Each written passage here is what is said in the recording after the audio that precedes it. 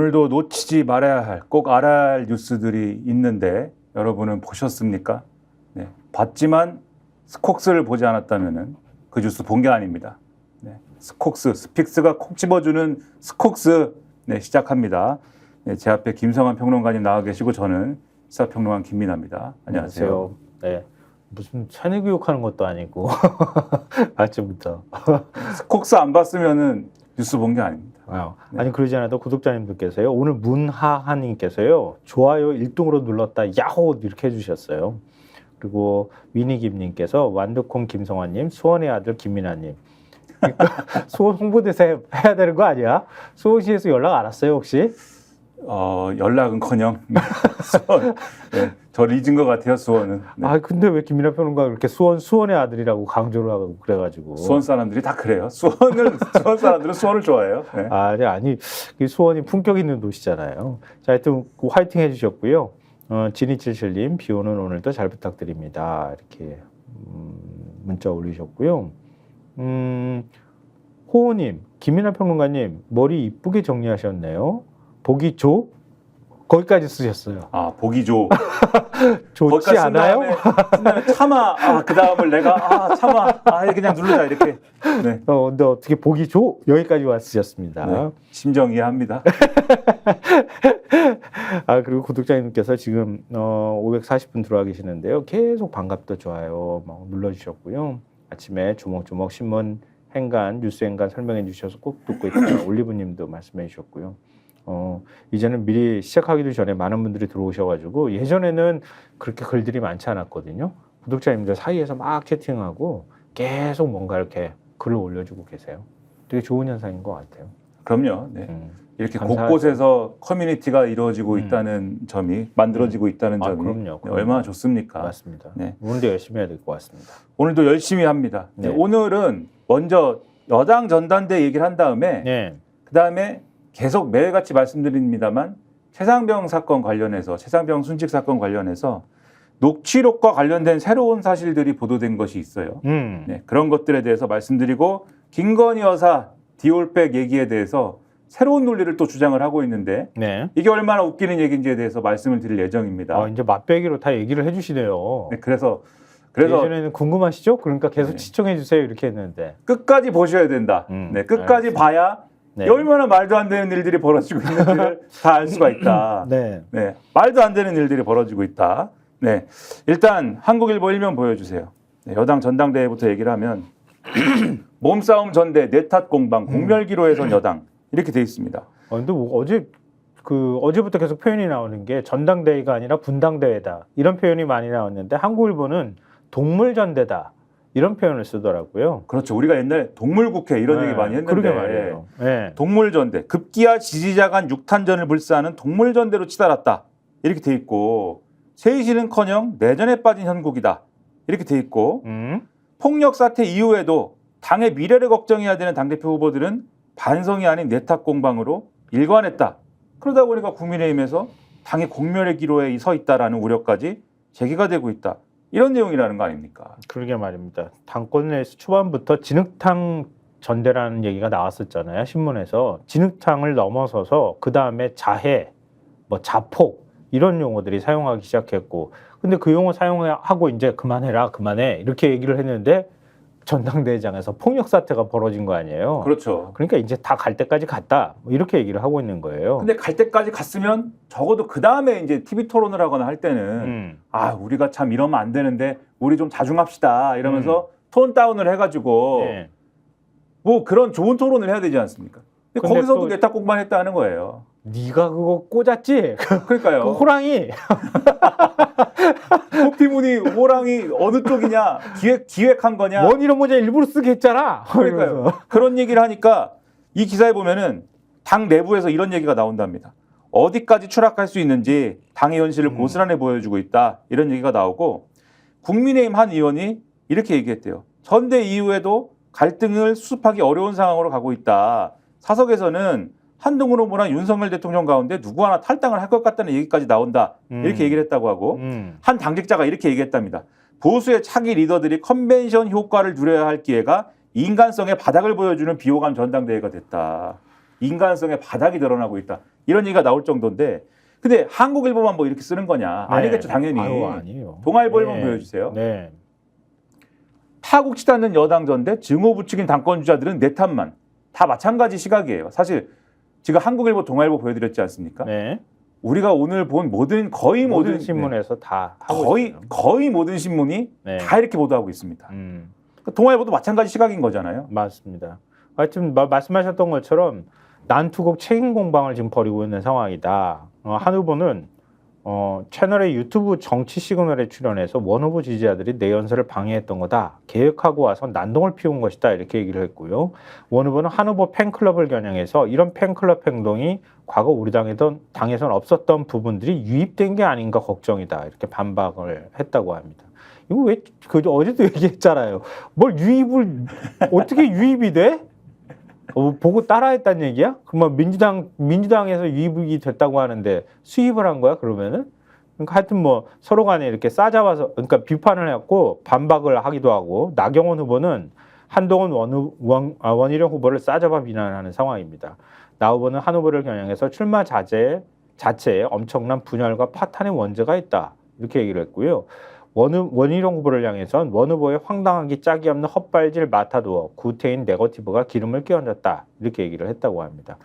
이게 동아일보 보도를 특히 보여드린 거는 네. 어제 이제 이 당권 주자 4명이 TV 토론회를 했는데 네. 채널A 주관이었습니다. 그래서 채널A에서 방송이 됐거든요.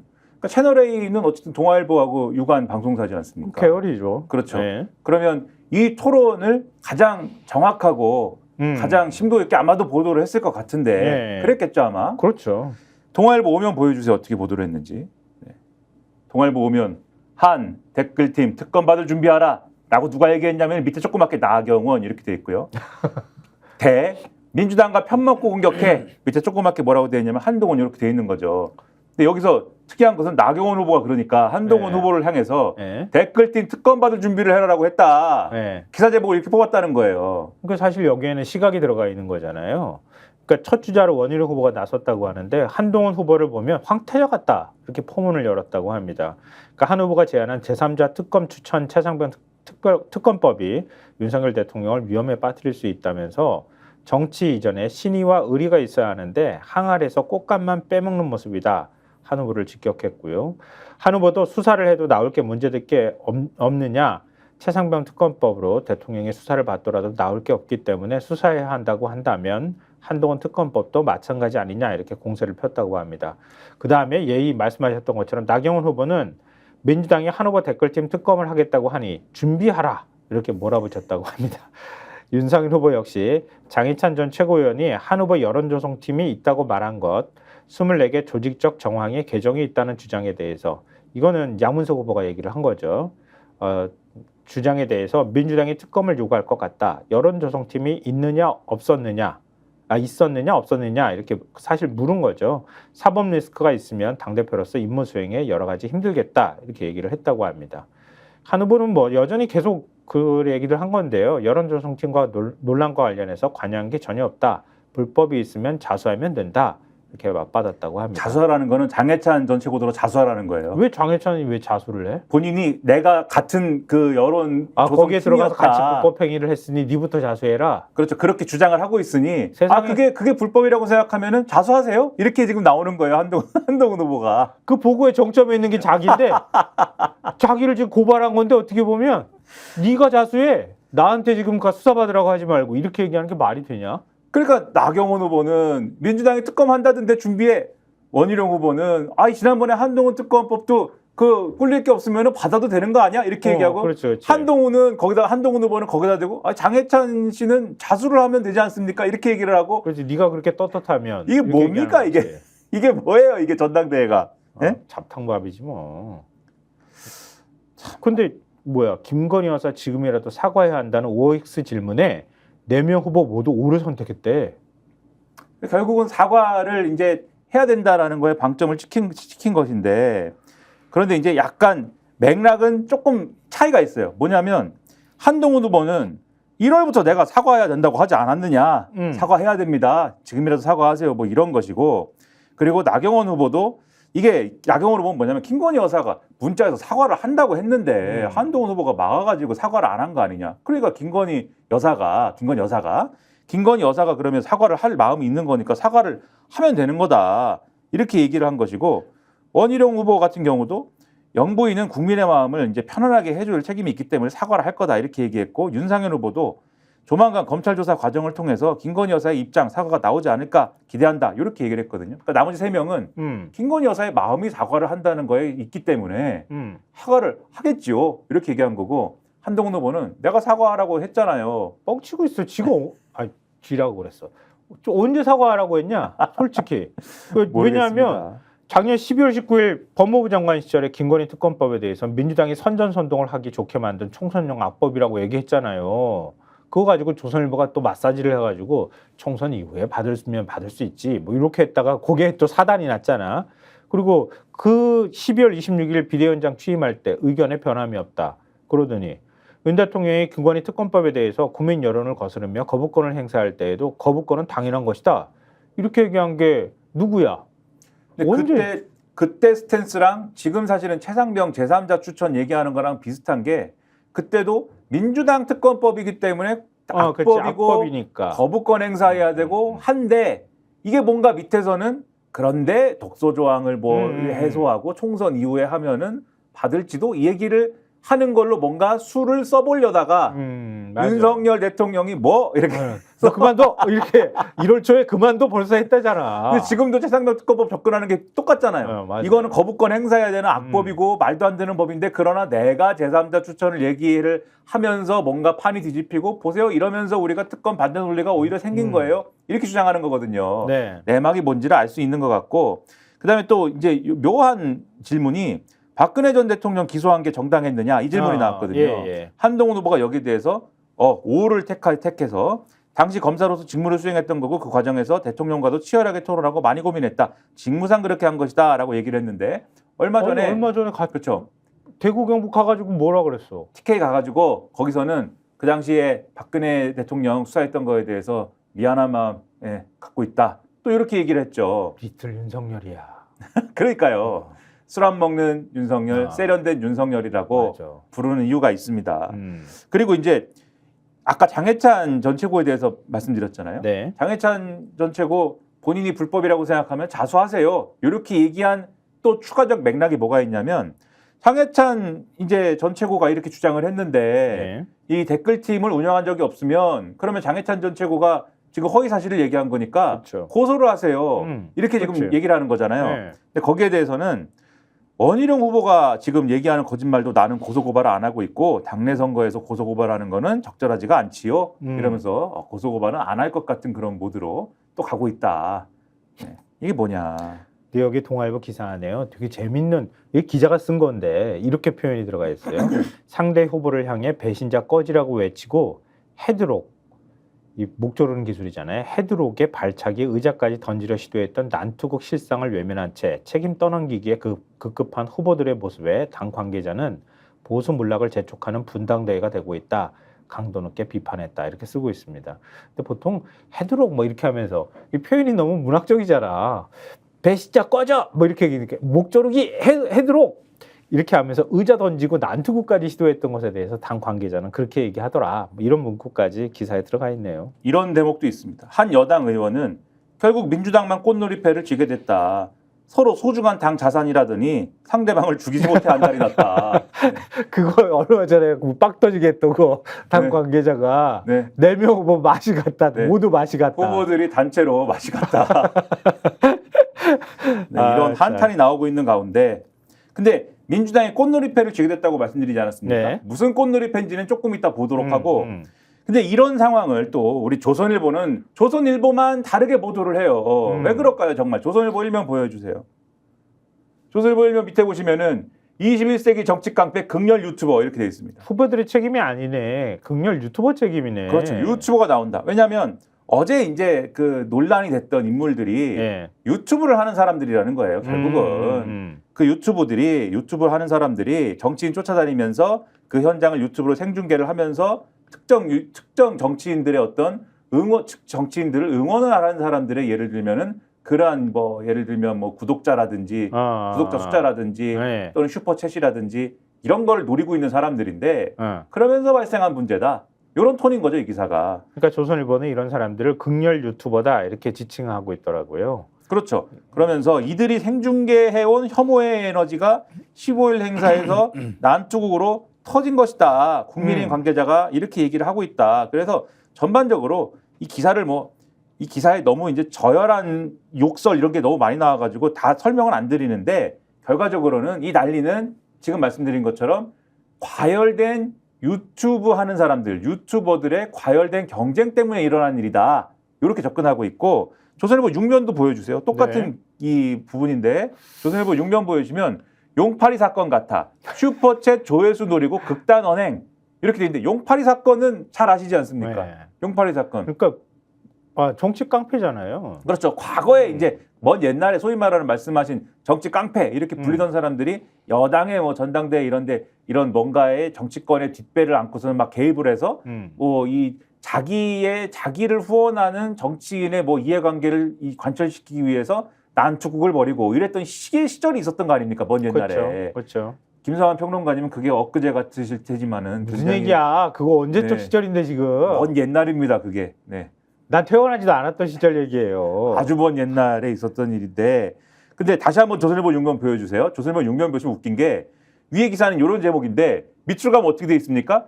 폭력 사태 이후 달라진 여당 후보들 비방 대신 정책 토론.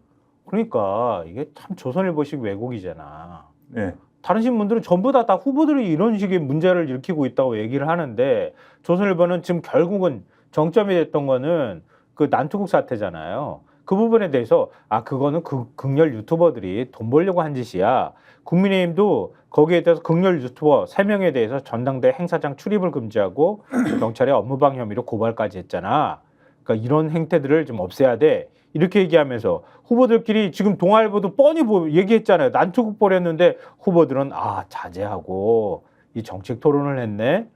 조선일보 본 사람들은 거짓말이라고 생각할 거 아니야. 이거 상황을 지금 왜곡된 상황을 접할 거 아니에요. 그러니까 똑같은 토론회를 봤는데 다른 모든 언론들은 그래 다 똑같이 예? 그렇게 했는데 이런 난투극이 벌어졌는데 여당의 당대표 후보라는 사람들 서로 탓만하고 원희룡 후보는 한동훈 팬클럽 때문에 벌어진 일이라고 하고 한동훈 후보는 원희룡 지지자들이 유튜브 하는 사람들을 사실상 섭외해가지고 사주했다고 보는 거지. 사실상 섭외해가지고 기획한 거 아니냐 충돌을 막 이렇게 얘기를 하는데 이런 상황인데 다 똑같이 봤는데 이거를 조선일보는 폭력 사태를 눈앞에 두고 정책 토론을 하는 분위기로 바뀌었습니다.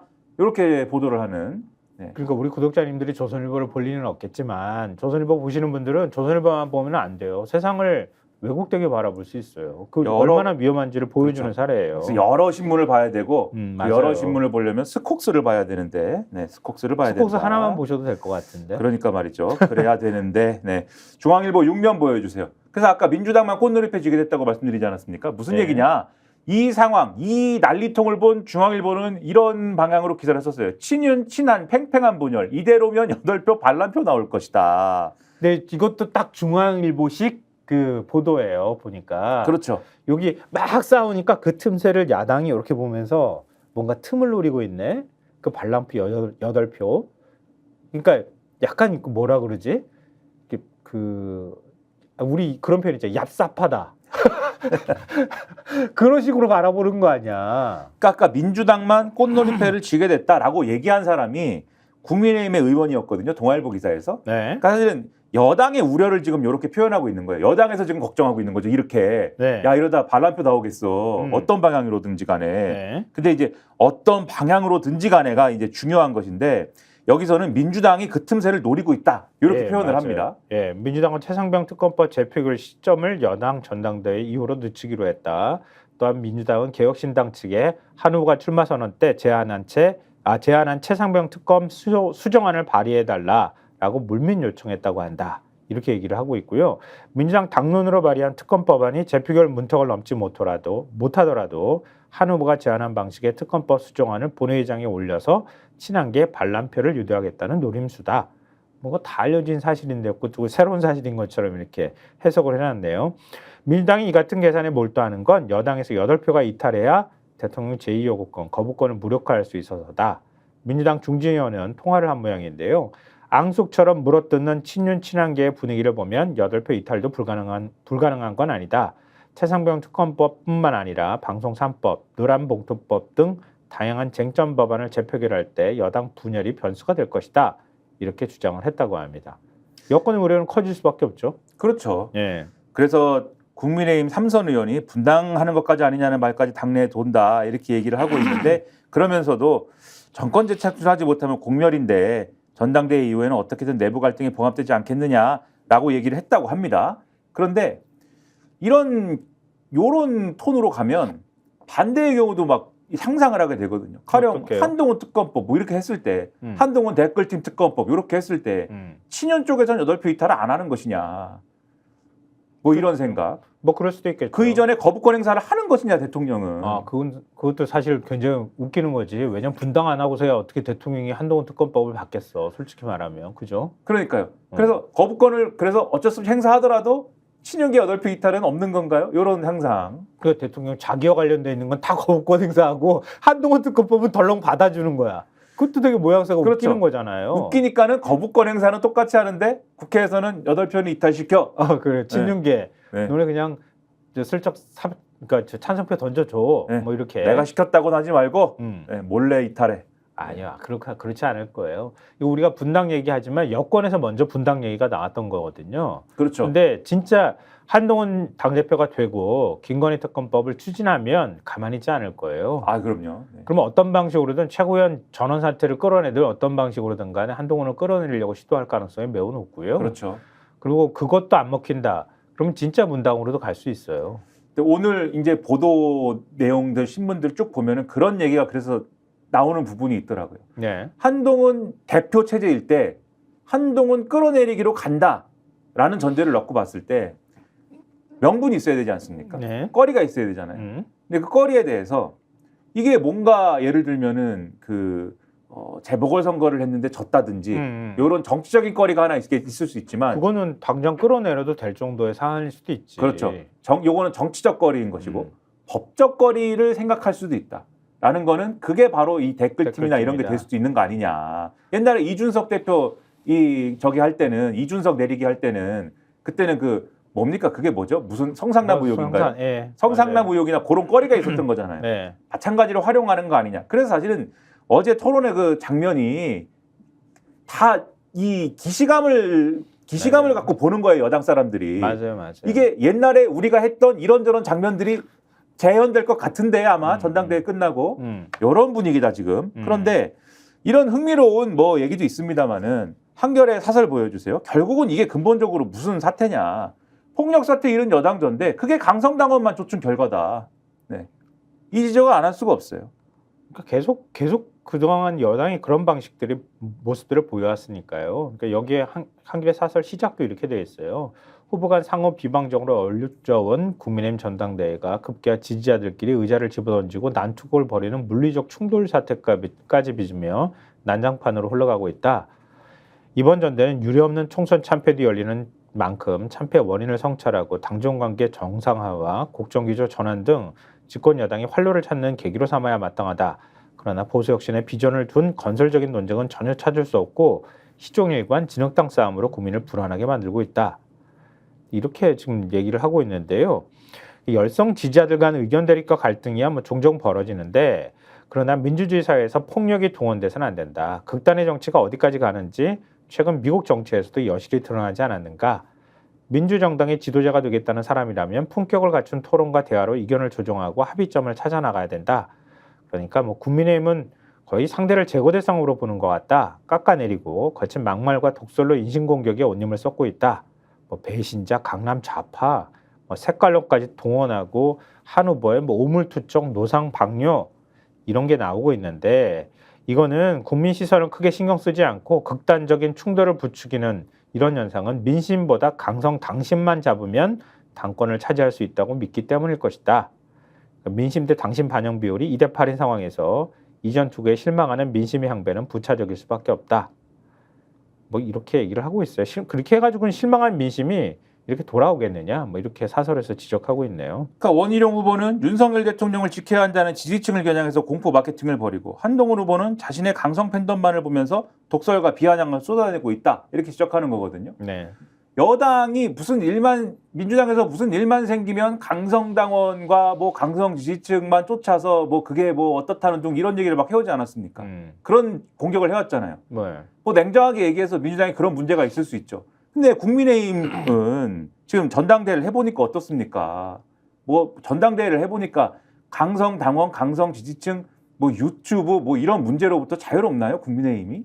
근데 요즘 국민의힘이 보는 시각이 한 후보 팬클럽을 굉장히 불편하게 보는 것 같아. 무슨 용어도 있는 것 같아요. 그들을 부르는 용어가 따로 있는 것 같은데 뭐 얘기는 안 하겠습니다만은 아주 뭐 한동훈 팬클럽에 대해서 거기에 대해서만 아까 원희룡 후보의 반응도 보였지만은 네. 거기에 대해서만 아 뭐 이게 아주 특이한 어떤 문화를 가진 집단이다 이렇게 주장을 하는 것 같은데 에이.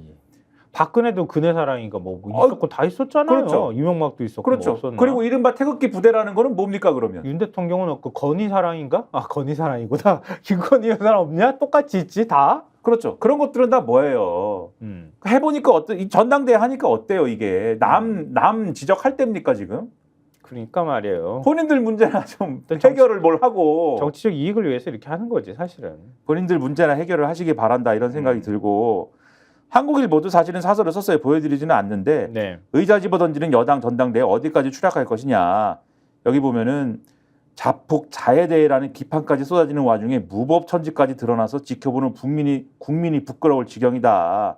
역사의 뒤안길로 사라질 줄 알았던 전당대회 몸싸움이 집권당에서 살아난 거는 근래에 보기 드문 풍경이다. 자월 총선에 참패하고도 여당이 왜 바뀌지 않았는지 특단의 각오로 다시 태어나지 않으면 안 되는지를 생생하게 확인을 시켜주고 있다. 이대로 자멸로 가는 게 아니겠다라면은 사과를 해라 국민과 당원에게. 네. 추태를 멈추지 않으면 보수 재건은 고사하고 윤석열 정권과 여권에 미래가 없다는 점에 대해서 각성을 해라. 네, 이렇게 지적을 하고 있습니다. 저희 구독자님 진관웅님께서요. 결국 자중질환으로 국민의힘은 뽀개질 듯 이렇게 글을 써주셨고요. 뽀빠님께서는 한동훈이 승리하면 용산 그분 꼬리 내리지 않을까요? 그런 분이 아니신 그런 걸로. 분이 아니신 네. 걸로 우리는 알고 있는데요. 네, 지금까지 본 절대. 모습으로는 꼬리라는 것은 내리는 법이 없는 분으로 제가 알고 있습니다. 이 대목에서 성대모사 한번 해주시죠. 저는 꼬리가 있는 사람이 아닙니다. 네. 꼬리가 원래 꼬리가 없으신가요? 내릴 꼬리가 없습니다. 네. 저는 그냥 뭐 한동훈이가 대표가 돼도 술 한잔 먹고 뭐 다 네. 잊어버리고 다음 페이지로 이제 넘어갈 겁니다. 난 카메라 도는 앞에서는 뭐 악수하고 손가락도 같은 방향으로 보고 카메라만 꺼지면 너희 XX 뭐 그러면 되죠. 동훈이랑 기차 한 번 더 탈 겁니다. 네. 기차 한 번 더 타면 되죠, 뭐. 야, 이 진짜 김민하 평론가 살기 위해서 진짜 노력 많이 한다. 뭐가요? 네. 윤석열 대통령 성대모사에 문재인 대통령 성대모사도 있잖아요. 그럼 뭐 어떡합니까? 아니 제가? 진짜 새로운 재능을 발견한 거야. 앞으로 그쪽으로 계속 밀고 나가요. 아닙니다. 네. 이 분야에는 워낙 고수들이 많아가지고. 그래서 전당대회 상황 이렇다는 말씀드리고. 네. 그다음 동아일보 6면 보여주세요. 동아일보 6면을 보면 자 경호처 출신 임성근 관련 사단장 책임 말이 안 돼 그런 방향으로 이렇게 돼 있는데. 네. 요 기사 이제 최상병 사건 관련 기사인데 이 기사 내용이 뭐냐? 해병대 채모 상병 순직 이후 임성근 전 해병대 1사단장 구명 로비가 있었다는 의혹이 불거진 가운데 대통령 경호처 출신 송모 씨, 그러니까 멋쟁 해병 카톡방에 같이 있던 사람 아닙니까? 그렇죠. 주도한 사람이죠. 이 네. 송모 씨가 임성근 전 사단장과 사단장 사직 여부를 의논한 것으로 보이는 녹취록이 공개가 됐다라는 겁니다. 특히 송모 씨는 최상병 순직을 임성근 전 사단장의 책임으로 하면 안 된다면서 그런 방향으로 하고 있다라는 말도 한 것으로 확인이 됐는데요. 이 사람 좀 왜냐하면은 이미 동아일보가 그 공개한 내용이 있잖아요. 어제 보도한 거 저희가 전해드렸잖아요. 작년이 아니라 재작년 5월에 임성근 사단장하고 우리 골프 칩시다. 군 해병대 골프장에서 칩시다. 뭐 이거 하고 골프도 쳤다는 거 아니야 그때? 그런 관계라는 거 아니에요? 저 골프 치고 싶으니까 해병대 갖고 있는 부킹해줘. 체력 단련장 예약해 주세요. 부킹해줘. 그러니까 임사단장이 부킹해줬어. 부킹해주고 같이 골프도 쳤다고 그러더라고. 그렇죠. 치고 난 다음에 그 다음에 우리는 만난 적도 없고 아무것도 안 했어요. 그리고 작년 5월에 카톡방에 우리가 멋진 해변 카톡방 공개됐잖아요. 그때도 한 번 더 치려고 그랬는데 임 사단장하고 결국은 못 쳤다는 거 아니에요. 그 모임에서 못 치고 우리는 그냥 아무것도 관계가 아니에요. 이런 식으로 얘기를 했는데 작년 8월 9일 날 그 녹취가 또 공개된 거 보니까 임 사단장 뭐야? 그 사표 내는 것까지 다 걱정해 준 거 아니야 지금? 그렇죠. 그리고 동아일보가 확보한 녹음 파일에 따르면 송모 씨는 지난해 8월 9일 변호사 A 씨와 통화하면서 내가 임 전 사단장에게 그랬다. 어떤 경우가 와도 도의적 책임은 지겠지만 그걸로 인해 전역, 사표라든지 이런 건 하지 마라. 사의 표명을 하지 마라. 그랬더니 임 전 사단장이 그거는 자기도 생각하지 않고 있다고 했다라고 말했다. 임 전 사단장에게 사표를 내지 말라고 얘기했고 임 전 사단장도 동의했다는 것이다. 이렇게 돼 있고요. 네. 그러면서 송모 씨는 밖에 나가서 대민 지원을 나갔다가 그런 일이 벌어진 건데 그걸 사단장 책임이라고 하면 말이 안 된다. 여하튼 그런 방향으로 하고 있다는 말도 했는데 그런 방향으로 하고 있는 게 뭡니까? 뭘 하고 있는 것이죠? 상당히 의문인 가운데. 그러네. 그렇죠? 그러니까 이거는 억지로 꾸며서 만들어낼 수 있는 말이 아니거든요. 그렇죠. 임성근이 통화한 적 없다 그랬어. 난 문자는 받은 적이 있다고 얘기를 했지. 받은 듯하다고 했어 그것도. 근데 통화까지 했다는 거 아니야 지금 그 시점에. 그렇죠. 그리고 송모 씨는 A 씨와의 통화에서 윤석열 대통령과 김건희 여사를 각각 V1, V2로 지칭하기도 했다고 합니다. A 씨와의 통화에서 올해 6월 30일에 경호실은 뭐든 들어가면 출입자 명단, V1으로 가는 선물이나 물품 목록이 철두철미하게 일일 그거로 보관된다. 여기서 그거는 목록이라고 보이는데 예. 이에 A 씨가 V1이 대통령입니까? 라고 물으니까 송모 씨는 V1이 대통령이고 V2가 그거지 라고 얘기했는데 예. A 씨가 V2에 대해서 그러니까 영부인이고 이렇게 맞장구를 쳤고 송 씨가 그냥 쉽게 얘기하는 거야 이렇게 얘기를 했는데 이게 영부인이 맞다는 얘기겠죠 V2가. 예.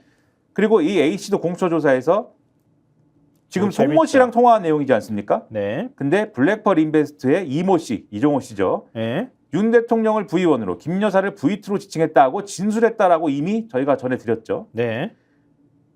그런데 그전에는 VIP가 뭐 김계환 해병대 사령관이니 이종호가 그렇게 얘기했잖아요 처음에. 그리고 그렇게 주장하면서 송모 씨하고 대화할 때의 VIP는 또 해병대 사령관인데 그렇지. 다른 사람이랑 대화할 때는 김건희 여사였다느니 말을 바꿨지. 이렇게 얘기를 했는데 근데 지금 보니까 송모 씨도 A 씨하고 대화할 때는 V1, V2, 그치. V2 이렇게 얘기하더라. 이것들이 다 거짓말을 하고 있는 거네 정말. 송모 씨가 A 씨하고 대화할 때 윤석열 대통령은 V1, 김건희 여사는 V2로 지칭했고 이종호 씨도 변호사 A 씨하고 대화할 때 윤석열 대통령 그치. V1, 김건희 여사 V2로 지칭했으면 이 사람들은 다 서로 대화할 때는 항상 윤석열 대통령 V1, 김건희 여사 V2로 지칭을 한 거죠. 근데 VIP한테 얘기했다 이렇게 얘기했던 통화 녹취록 그걸 그 VIP는 그럼 김계환이라는 거야?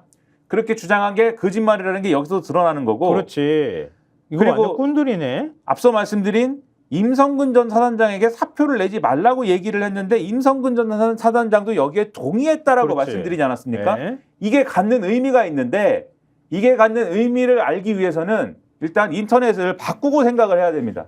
인터넷을 바꾸고 JTBC 보도 내용을 보면서 우리가 생각을 해봐야 되기 때문에 일단 인터넷을 바꾸고 올 동안 잠시 머리를 식히면서 몸과 김연아 마음을 평론가 진행 네. 잘한다. 새롭게 하시기 바랍니다. 그래서 네. 어디 가지 마시고 광고 보고 이 얘기 할 거니까 네. 어디 가지 마시고 잠시만 기다리시고 광고 보겠습니다. 왜 아직도 3년 넘게 같은 통신사 인터넷 계속하세요? 설마 바꾸기 귀찮다고 복잡하다고 그냥 쓰고 계신 건 아니시겠죠? 지금까지 이런 인터넷 가입 업체는 없었다. 인터넷 비교원. 인터넷 가입 시 47만 원. 결합까지 적용하면 최대 200만 원 상당의 요금 할인 혜택을 받을 수 있습니다. 요금 할인 혜택을 받을 수 있고 유심 변경 시 추가 혜택이 주어집니다. 무료 이 모든 게 설치당일 지급됩니다. 365일 언제든지 상담 가능하고 3년마다 놓치면 후회하는 혜택 절대 놓치지 마세요. 인터넷 비교를 통해 인터넷 가입하고 지인에게 홍보해주세요. 본인 추천을 통해 가입한다면 5만 원이 추가로 지급됩니다. 지금 네이버에 인터넷 비교를 검색해 3초 만에 결정하고 비교해보세요.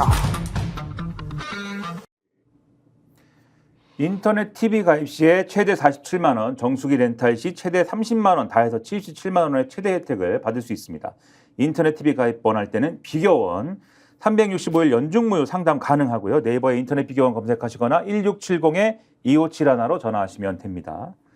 지금 김연아 평론가 아까 성대모사 했잖아요. 연기자로 데뷔해도 될 것 같다고. 연기자요? 네, 구독자분께서. 노력하는 모습이 좋다. 뭐 아. 이렇게 또 보내주시기도 하셨는데요. 노력이 가상하다. 이 진짜 연기자는 저거야. 저 아까 여기 지금 이종우 그 경호처 출신이한 송모 임성근 다 연기자야 나가 보니까. 대단하신 분들인데 네. 방금 말씀드리지 않았습니까? 임성근 본인도 사퇴 생각이 없다고 했다라는 게 무슨 의미냐. 네. JTBC의 보도 우리 캡처만 했는데 캡처한 사진 한번 보여주시겠어요? 네. JTBC가 보도를 이렇게 했습니다.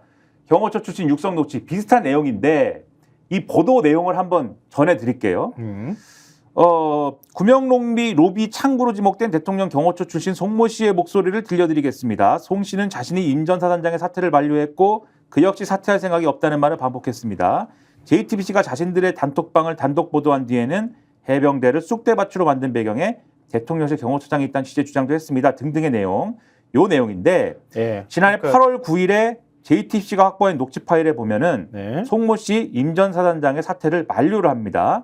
여기서 지금 전해드린 그 내용이에요. 2023년 8월 9일에 송모 씨와 공익신고자가 통화를 하는데 나는 사단장만 살피고 있잖아. 중략. 내가 그랬어.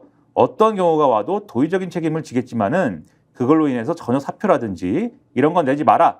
사의 표명을 하지 말아라. 이렇게 얘기했고 같은 날 이 임 전 사단장도 사의 생각이 없다고 덧붙였는데 예. 그건 자기도 생각하지 않고 있다고. 자기가 여태까지 쌓아 올려서 군작전에 실패한다든지 아니면은 내부 관리를 잘못해서 한다든지. 근데 그러면 모르겠는데라는 게 생각돼 있겠죠. 근데 밖에 나가서 대민 돕다가 그런 일이 벌어졌는데 예. 그걸 사단장 책임이라고 하면 그거는 나는 말이 안 된다. 이렇게 예. 얘기했는데 예. 여기에 대한 해설, JTBC의 해설 이렇습니다. 그동안 임성근 전 사단장은 최상병 사건 직후인 7월 28일 그리고 경찰의 사건을 재입접한 다음 날인 8월 25일 두 차례 사의를 표명했다고 밝혔습니다. 맞아요. 송모 씨에 따르면 그 사이 임 전 사단장이 실제 사의 생각은 없었다고 말한 겁니다. 그러네. 이게 왜 중요하냐면 그러네. 임성근 전 사단장의 방어 논리 중에 하나가 방어 논리가 내가 맞아, 그런 맞아. 구명로비나 하거나 하고 할 리가 없다. 왜냐면 내가 사표를 그렇게 그렇죠. 내면서 내 책임을 인정을 사실은 한 거다. 그러니까 인정했다는 게 도의적 책임을 인정한 거겠죠. 그렇죠. 그러니까 내가 자리에 연연하는 녀석이 아니다. 나는 말씀하신 대로 법적인 책임을 묻는 거에 문제가 있다는 취지지 자리는 도의적 책임이나 이런 것의 연장선에서 얼마든지 내놓을 생각을 원래 갖고 있었다. 그래서 8월 28일 날 8월 25일 날 내가 그때도 사의를 표명했다. 실제로. 재차 사의를 표명했다. 근데 이게 받아들여지지 않은 것뿐이다. 이렇게 방어 논리를 쳐왔거든요. 근데 임성근은 8월 불구를 가진 사나이였다는 거 아니야. 그렇죠. 8월 9일 날 송모 씨가 주장하는 거에 따르면 임성근 사단장은 사의 표명할 생각이 없다. 없었다. 네. 아니 대민지원 나가가지고 그런 일 벌어진 거를 지휘관한테 책임을 물으면 그거하고 똑같아. 우리 군인은 그 이런 상황에서 군말 없이 죽을 수 있는 존재여야 된다고 말했잖아요. 그러면 누가 지휘관 될 수 있겠느냐 이런 취지의 탄원서인가 거기에 그런 내용을 적었다고 하잖아요. 그게 언론에 공개돼서 굉장히 비난을 많이 사기도 했는데 그때 인식하고 똑같은 거야 이게. 그렇죠. 그리고 요 얘기가 8월 9일 날 한 통화기 때문에 예. 그러면 8월 9일 이후에 임성근 전 사단장이 마음이 바뀌었을 수도 있지 않아요? 이렇게 갈 수도 있는데 2024년 4월 3일에 또 통화했습니다. 송모 씨하고 공익신고자가. 그러니까 올해 4월이잖아요. 그렇죠. 그때 송모 씨가 이렇게 얘기합니다. 내가 한번 물어봤어. 그때 임성근이 결단 내리겠다고 해서 내가 무슨 결단이냐. 임성근이 이거에 공개적으로 해서 내가 있으면 책임을 내가 지을 한도 내에서 지겠다는 거지. 그만두겠다 이런 얘기는 마음도 그렇고 그런 얘기는 아니다라고 얘기는 명확히 얘기를 하더라고. 그런 얘기는 아니다. 이게 군인이 이렇게 사람이 이중적이어도 되는가 이런 생각이 들고요. 또 하나 드는 생각은 뭐냐면 알리바이를 만드는 작업을 하는 거잖아요. 국방부의 대책회의까지 계속 열었다고 하잖아요. 그럼 검찰단까지 포함해가지고 임기훈 국방비서관까지 들어와가지고 회의도 하고 그랬다고 지금 한겨레 신문 보도하고 그랬잖아요. 여기에서 야 이거 이대로 두면은 VIP 경로설 때문에 뭐 이렇게 되면은 야 이거 꼼짝없이 직권남용이 될 수도 있네. 이거 지금 수사한 걸 이렇게 건드려 놓으면 되는 거야? 걱정하는 말들이 나왔을 수도 있겠지. 일종의 내부자들끼리는. 그러면 야 이거 알리바이 만들면 어떻게 할까? 야 임성근한테 사표 한 번 더 던지라고 얘기할까? 이렇게 했을 가능성도 난 있어 보여. 그렇죠. 임성근도 아니면 그렇게 지시를 내리거나 하라고 하지 않았다 하더라도 임성근 스스로가 생각할 때 돌아가는 판을 보니 내가 한 번이라도 더 이제 사표 내주는 게 좋겠다. 낼 생각이 전혀 없었으면서 이렇게 했을 가능성도 있어 보이고. 그렇죠. 그래서 이 녹취를 통해서 임성근 전 사단장의 방어 논리가 이미 많이 무너졌고 말도 안 됩니다만은 무너지는 게 또 무너질 수 있다 이렇게 생각이 무슨 되고 멋쟁이 해병이냐. 진짜 네. 인간 바닥이다 정말. 너무합니다 이 사람들은. 정말. 그리고 이제 JTBC가 또 보도한 게 있습니다. JTBC 그 다음에 이제 캡처한 거 보여주세요. JTBC를 저희가 무슨 이 방송을 다 보여드리면 오늘 끝낼 수가 없어요. 그렇기 때문에 이렇게만 보여드리는데 이종호 골프 3부 주장했지만 녹취엔 3부 토건 실소유주 로비 정황. 골프 3부 골프 치세요 혹시? 골프 안 치시죠? 예. 골프 밤에 치는 것이 3부라는 얘기는 저는 모르는 얘기여서 처음 들었는데. 아니 골프도 1부, 2부, 3부가 있나? 그러니까 말이에요. 근데 그 이제 멋쟁이병 카톡방에 보면은 3부 내일 체크하고 맞아, 이렇게 돼 있어서 이게 뭐냐 물어봤더니 이종호 씨 측에서는 이거는 골프를 밤에 치는 거는 이제 3부 그게 3부야. 그러니까 밤에 친다는 얘기야. 저 입을 골프 치는 사람들 금방 알 거 아니에요. 골프 1부, 2부, 3부라고 얘기하긴 하나? 난 모르겠네. 그 솔프를 안 쳐가지고. 우리 구독자님들 좀 올려봐 주세요. 골프 치시는 분들이 있을 거 아니에요. 골프 칠 때 1부, 2부, 3부라고 하는 표현을 쓰나요? 근데 좀 이따 말씀드릴게요. 그러면은 다른 녹취에서는 이게 그러면 그 얘기가 골프 밤에 치는 얘기로 나와야 되지 않습니까? 그렇죠. 근데 다른 녹취록의 부분을 봤더니 3부 토건 실소유주에 대한 무슨 로비를 한 정황이 나온다는 거예요, 이 녹취에. 그럼 3부 토건이잖아. 그게 무슨 얘기냐 이게. 이종호 씨는 구명 로비 의혹에 불거지자 여러 차례 말을 바꾸며 자신이 과장한 거라고 주장하고 있습니다. 그런데 이 JTBC가 입수한 녹취 파일에는 이 씨가 다양한 로비를 꽤 구체적으로 시도한 정황이 담겨 있습니다. 그중에선 3부 토건 전 실소유주를 서울구치소 독방에 좀 더 머물게 하는 취지의 로비도 언급되는데 저희가 확인해보니 여기 저희는 JTBC죠. 이례적으로 넉 달 가까이 더 서울구치소에 머물렀던 것으로 확인됐습니다. 이런 내용이거든요. 이게 지난해 9월 달의 녹취입니다. 지난해 9월 이종호 씨가 이 공익신고자의 통화에서 조성옥 전 삼부토건 회장의 아들 조모 씨 얘기를 꺼내는데 이렇게 얘기합니다. 설명을 하는 거예요. 조모 씨에 대해서. 얘가 누구냐면은 조모모라고 너도 알 수도 있어. 라임하고 연결된 애야. 갑자기 라임이 나옵니다. 지금 삼부토건이 지금 이 조모모 아버지가 회장이거든. 이렇게 얘기를 하는데 제가 알기로는 이 조모모는 이제 원래 삼부토건 회장 원래하고는 또 다른 조씨들이에요, 이게. 근데 아무튼 간에 삼부토건이 중요한데 조 씨는 라임 사태 당시 500억 원의 부당이득을 취한 혐의로 1심에서 징역 20년형을 받고 서울구치소에 수감이 돼 있었습니다. 이종호 씨는 조 씨가 삼부토건의 실소유주라는 취지로 말하면서 내부 관계자가 아니라면 파악하기 힘든 내용들을 말합니다. 뭐라고 얘기했느냐? 이종호 씨가 이렇게 얘기합니다. 그러니까 삼부토건이 원래 그게 이제 이 조모모 거지. 아버지가 회장으로 있는데 이 조모모가 다 상장사를 사고 팔고 했던 거거든. 중략. 내가 좀 도와주고 있거든, 이 조모모를. 이제 토요일 날 연락이 왔더라고, 직원 통해가지고. 이렇게 얘기를 하면서 조모 씨로부터 2심이 끝나고도 서울구치소에 더 머물 수 있는 방법이 있는지 부탁을 받았다라는 얘기를 하더라는 거예요. 뭐라고 얘기했느냐, 이종호 씨가. 서울구치소, 거기는 독방이잖아. 그리고 아는 사람이 많이 있어서 편하잖아. 근데 아는 사람이 많대요, 서울구치소에. 근데 이제 2심이 끝나면 지금 서울구치소에서 동부구치소로 가야 된다면서 근데 이제 얘는 대법원까지 가는 기간 한 4, 5개월 동안은 서울구치소에 있고 싶어 하는 거야. 이렇게 얘기를 하고 검찰 조사를 추가로 받으면 구치소에 더 머물 수 있다는 얘기도 합니다. 이종호 씨가 지금 라임 수사를 다시 하고 있잖아. 그러니까 라임의 참고인으로 좀 필요하다. 그러면 된다고 그러네.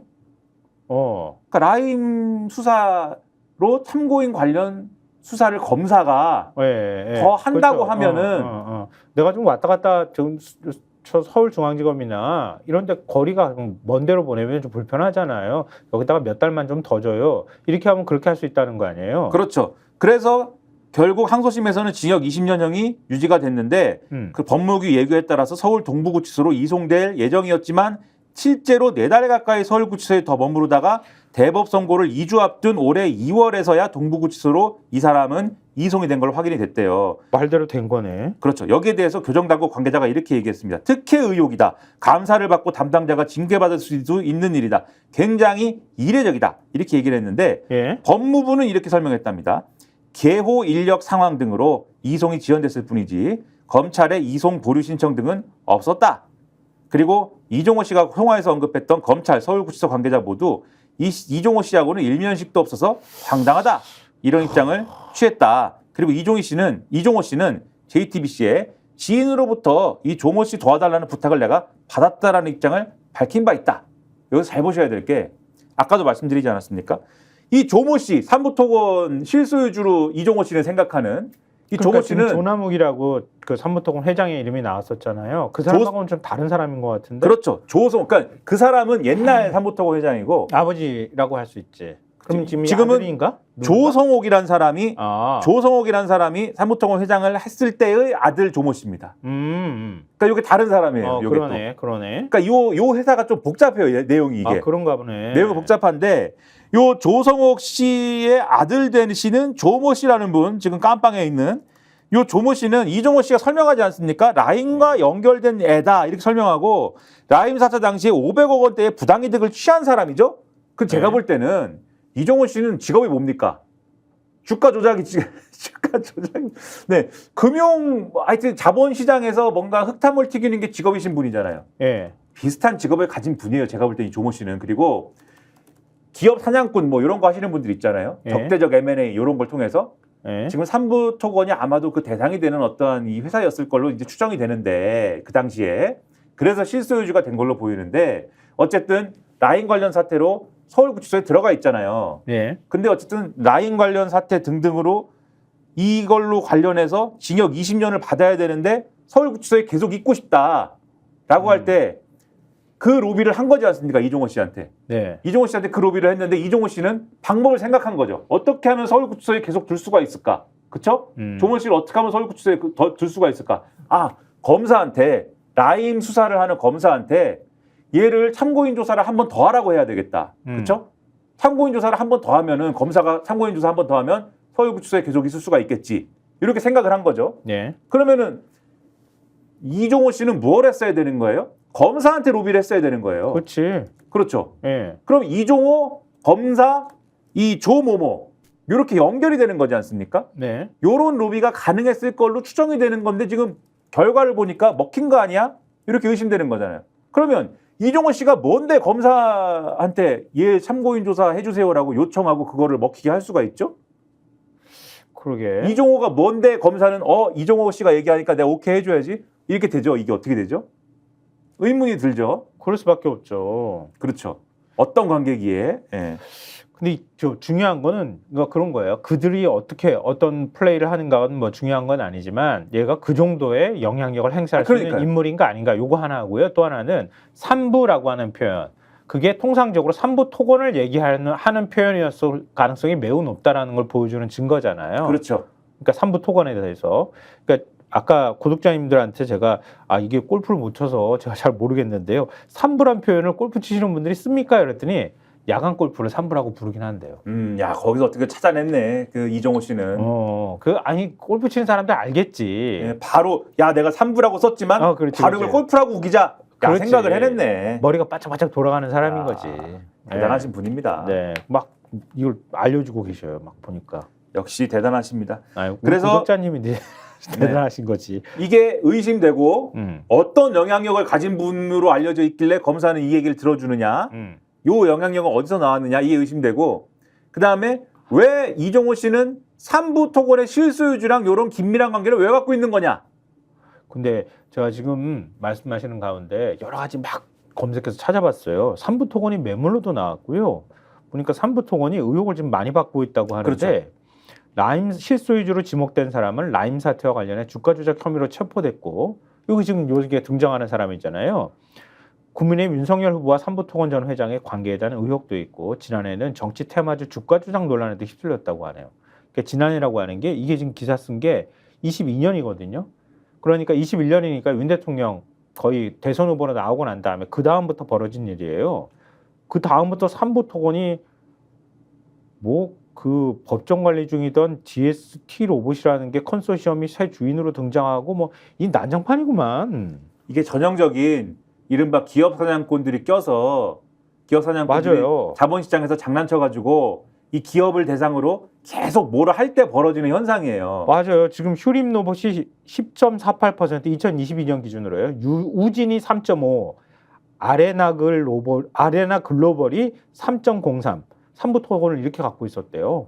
그러니까 이런 현상들이 벌어지는 것이 있는데 우리가 그거를 근데 누가 이렇게 장난을 치고 있는 거냐에 대해서는 그 기사만 보면 모르지만 지금 정황을 보면은 이종호 씨가 삼부토건에 지금 실소유주를 알려줬다고 여기 써 있는 조모 씨하고 로비를 들어줄 정도로 가까운 사이입니다. 가까운 그리고 사이다. 주가 조작 문제하고도 알려져 있는 거니까 지가 주가 조작 범이기도 하잖아. 주가 조작 잘 알잖아. 원래 전공 분야가 그쪽이신데. 그쪽이니까 지금 삼부토건이 딱 지금 그런 상황이고. 그런데 여기서 그러면 뭘 또 의심하느냐? 그때 그러면은 지난해 5월 달에 그 내일 삼보 체크하고 그 내일 무슨 일이 일어났습니까? 우크라이나의 이제 그 재건 사업에 그쵸. 그 젤렌스카 여사님이 조선일보가 주최한 AAC라는 맞아, 행사에 맞아. 참석하느라 맞섰죠. 오셨어요. 예. 그리고 거기서부터 재건 사업 얘기를 하고 뭐 이러면서 그러면서 다시 윤석열 대통령이 또 우크라이나 간다고 그러면서 재건 사업 테마주로 묶여가지고 이게 주가가 치솟고 뭐 이런 현상들이 일어났는데 맞아요. 그것도 관계가 있나? 이제 이렇게. 그래서 주가 조작 얘기가 나왔었던 거 아니에요. 그렇죠. 근데 실제로 삼부토건이 아주 좋은 상황이었네. 먹잇감이 되기도 하고. 해먹는다 좀 그런가? 아니 그러니까 해먹기 진짜 좋은 기업이었던 거야. 그렇죠. 그런 주요 대상 중에 하나로 지금 간주가 되는 것 같은 그런 분위기인 거예요, 이거는. 이거는 판이 더 커지는구만. 이거 그래서- 수사를 해야 될 상황이네. 그렇죠. 바로 이제 이종호 씨 핸드폰을 압수수색하고 그냥 막 이래야 되는데 세워라 내워라 한다. 자, 이종호 씨 얘기를 하고 있지 않습니까, 지금? 네. 이종호 씨의 파워는 여기서 끝이 아닙니다. MBC 보도 내용 보여주세요. 야, 이 파워가 대단한 사람이에요.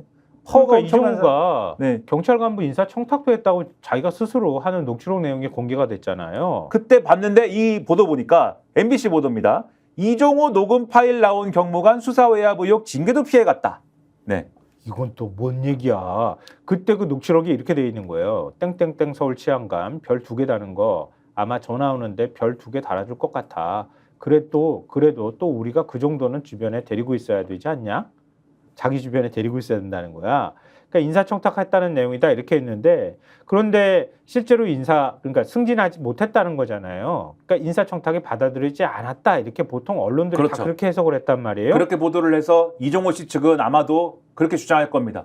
인사가 이거 청탁이 실행된 적이 없고 이건 내가 그냥 허풍 떤 거예요. 나는 거짓말쟁이고 그냥 막 이렇게 주변에다가 허세나 부리고 다니는 사람입니다. 보세요, 안 됐잖아요, 그게. 그러게. 예. 그렇게 얘기하면서 그때 VIP 얘기한 것도 제 뻥이었어요. 제 허풍이었어요. 이렇게 얘기를 했는데 근데 MBC 보도를 보니까 올해 초에 이 경찰 간부가 수사에 외압을 행사했다는 의혹을 받으면서 경찰청장이 감찰을 지시하고 징계위까지 열렸는데 결과는 어땠을까요? 이렇게 돼 있어요. 어땠을 것 아무런 같으세요? 징계를 받지 않은 사실이 확인됐습니다. 이렇게 돼 있는데 이게 전말이 뭐냐? 네. 서울 영등포 경찰서가 지난해 10월 달에 인천 세관 직원들에 대한 수사에 착수를 했답니다. 다국적 마약 조직의 필로폰 밀수 과정에 도움을 줬다는 의혹이었다는 거예요. 인천 세관 직원들이 마약 밀수에 도움을 줬대요. 수사를 해야겠습니까? 안 해야겠습니까? 당연하죠. 지금 대통령이 지금 마약 척결을 얘기하고 있는 상황인데. 그래서 2023년 10월 달에 MBC 뉴스데스크가 보도를 해요. 다른 한 조직원은 갖고 있던 가방을 무심코 검사대에 올려놨는데 세관 직원이 이를 만류하고 입국장으로 곧장 보내줬다고 경찰에 진술했습니다. 그러니까 마약 조직원이 지가 마약을 가방에 넣었으면서 이 어리버리하다가 이거를 그 검사대에다 올려놓은 거예요. 그럼 걸릴 거 아닙니까? 마약이 들어있는 게. 그렇죠. 그랬는데 세관 직원이 이걸 여기다 올려놓으면 어떡해. 그러고 야 빨리 들어가. 그렇게 야, 한 거야. 입국장으로 들어가. 이랬다는 거예요, 지금. 그럼 이걸 수사를 해야 될 거 아닙니까? 네. 그래서 영등포 경찰서가 야 이게 무슨 일이야? 인천 세관 직원들 수사를 하는데 그 무렵 지라이나도 없는 서울경찰청 소속 경무관이 그 사람인가 본데 그렇죠. 수사팀에 전화를 걸었다는 거 아니에요? 그렇죠. 이종호 씨 통화에서 별 1개 경무관에서 별 2개 치안감으로 승진할 거라고 언급된 조모 경무관이었다. 근데 수사팀장한테 이런 사람이 세관 수사를 해. 국정 운영에 부담 줘서는 안 돼. 이런 압력성 발언을 했다는 거 아니에요? 그렇죠. 이 일이 언론을 통해 알려지니까 윤희건 경찰청장이 경로를 해서 있을 수 없는 일이 벌어졌다. 그러면서 감찰 조사를 지시를 했다고 하는데요. 그래서 감찰 끝에 경찰청은 위압 사실을 확인하고 감봉 등의 징계를 내려달라는 요청과 함께 지난 2월 이 조 경무관을 인사혁신처 중앙징계위원회에 넘겼답니다. 하지만 인사혁신처의 결론은 지난달 초에 나왔다고 하는데 불문, 즉 징계 처분을 내리지 않았다는 거예요. 근데 부적절한 통화를 한 건 맞지만 책임을 물을 정도는 아니다라는 게 이유였다고 합니다. 그러니까 치행감 승진 심사를 앞둔 조 경무관에게 징계 조치가 발목을 잡을 수 있는 상황에서 경찰청장이 강력한 감찰까지 지시했는데 최종 결론은 정반대로 나왔다.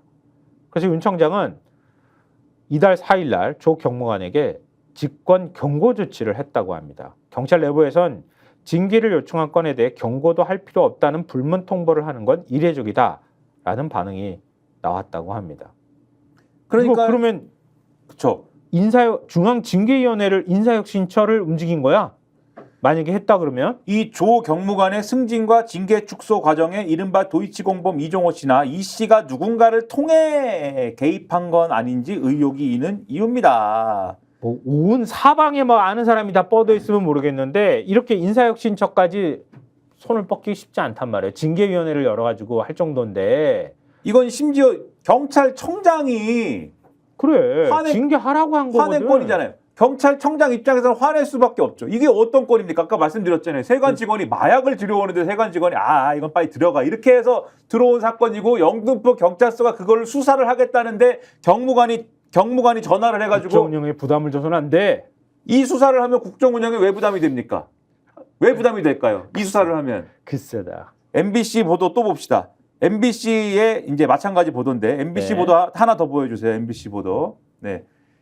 일면식도 없는 경무관의 전화 수사팀장 압박으로 느껴져 이렇게 돼 있는데 네. 이 구체적인 당시의 통화 내용이 이 보도에 나와요. 예. 어떤 논리인지가 나오는데 황당합니다. 이 논리가. 네. 자, 서울 영등포경찰서 수사팀장이 처음 이 조모 경무관의 전화를 받은 것은 지난해 10월 5일로 다국적 마약 조직 일당 검거 브리핑과 네. 국정감사를 닷새 앞둔 시점이었습니다.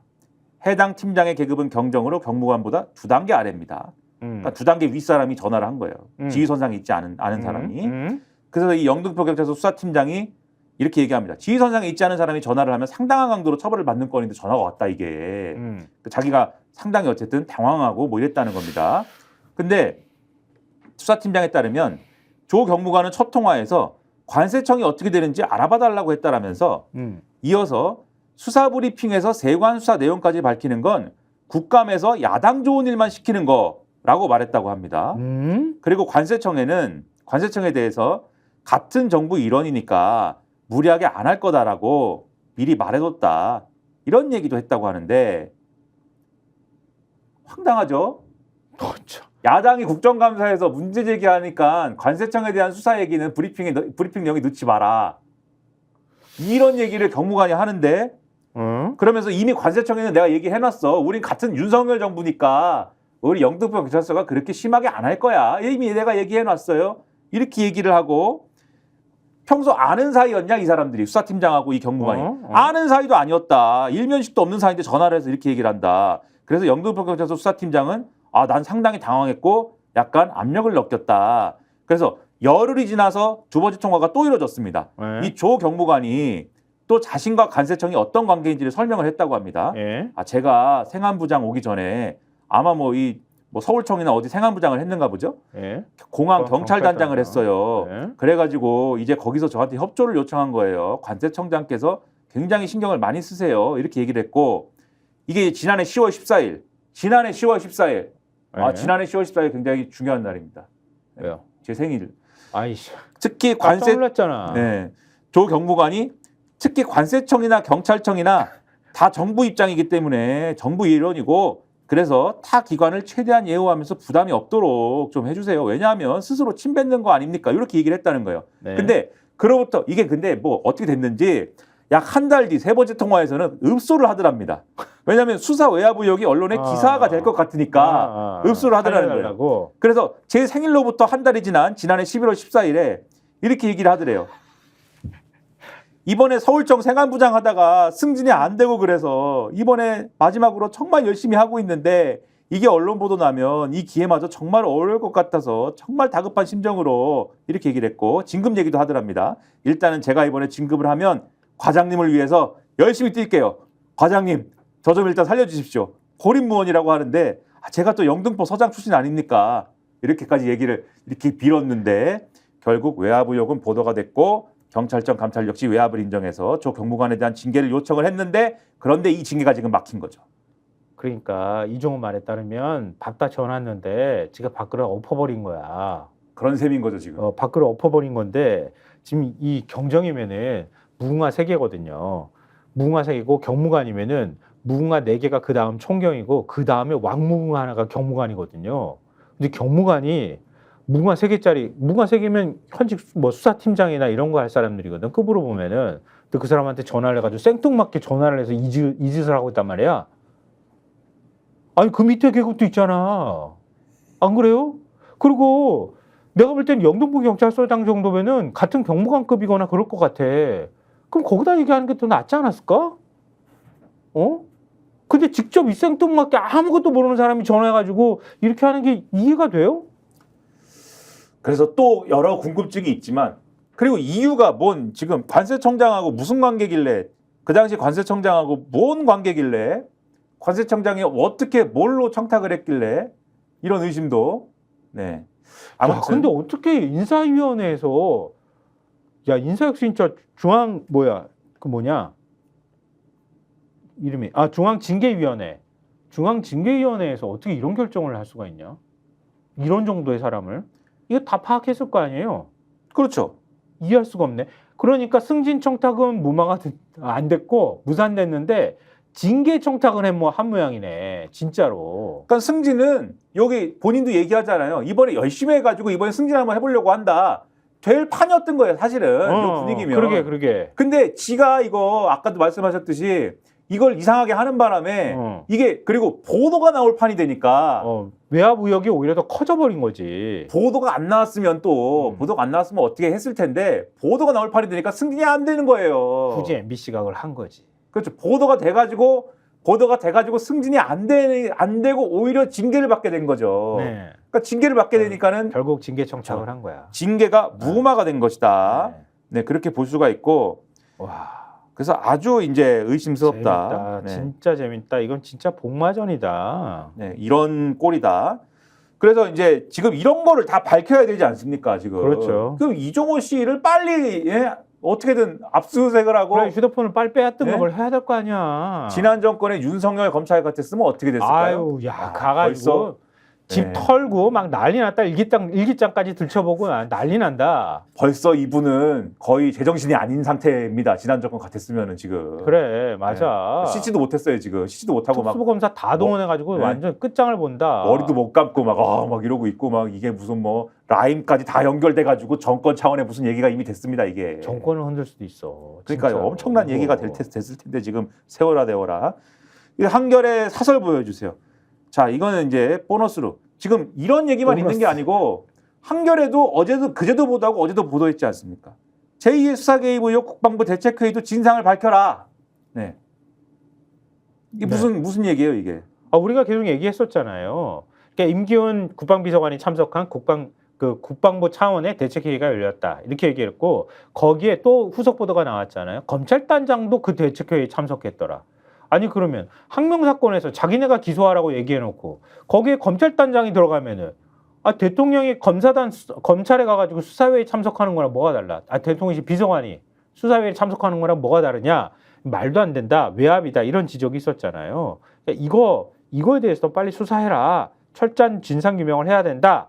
그러니까 박대령 수사에서도 대통령실과 국방부를 연결하는 한라인 구실을 결국 임기훈 전 비서관이 한 거 아니냐? 뭐 이렇게 지금 얘기를 하는 겁니다. 진상규명 빨리 하라고 촉구하는 그렇죠. 내용입니다. 그래서 검찰단 수사는 독립적으로 이루어져야 되는데 이 자리에 대통령 비서관까지 참석한 거는 검찰 수사와 관련해서 법무부 장관과 검찰총장이 회의를 열고 여기에 대통령실 관계자까지 동석한 셈인데 이 자리가 어떤 자리였습니까? 박정원 전 해병대 수사단장에 대한 항명죄 수사 논의를 하던 자리였다는 대책회의 거죠. 자리였던. 예, 그렇죠. 근데 그러니까 그 자리에 이렇게 들어간 게 이게 말도 안 된다. 빨리 진상규명해라. 이런 박정원 전 내용입니다. 단장에 대한 항명죄 수사에 대통령실이 사실상 컨트롤 타워였거나 했다고 하면은 네.